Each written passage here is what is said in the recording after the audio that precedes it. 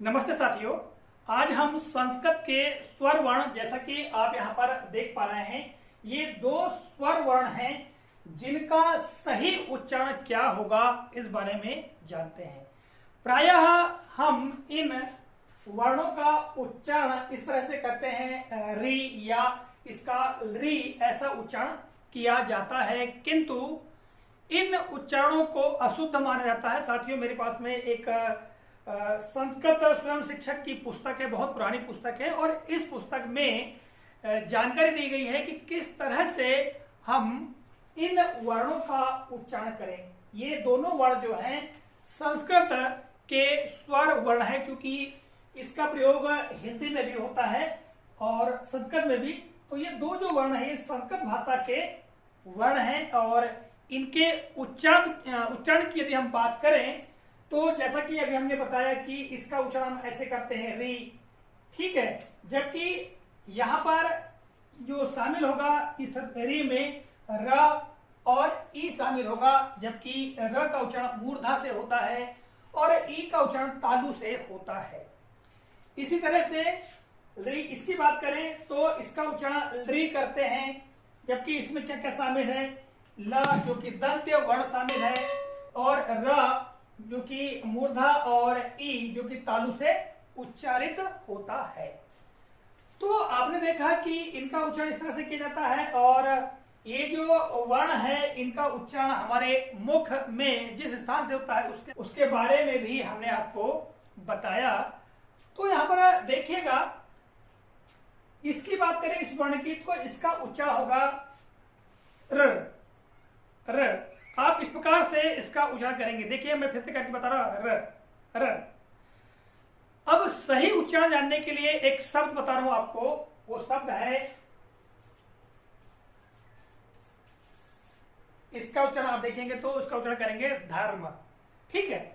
धर्म, तो यहां पर आप देखेंगे तो ध और म, इन दोनों के मध्य में जो ध्वनि आती है धर, तो र, इस प्रकार की जो ध्वनि आती है वही उच्चारण ये है।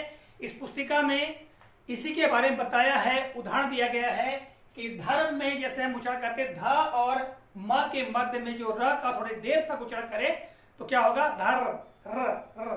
तो ये र, र, ये जो उच्चारण होता है ये उच्चारण इसका है, र, ठीक है। तो इसका उच्चारण कैसे होगा, मूर्धा से होगा। तो कुमला के ये जो वर्ण है इसका उच्चारण मूर्धा से होता है। अब हमें ये ज्ञात होना चाहिए कि हमारे मुख में मूर्धा कहाँ है, तालु कहाँ है, ठीक है। तो ये बात हमको ध्यान रखने की है।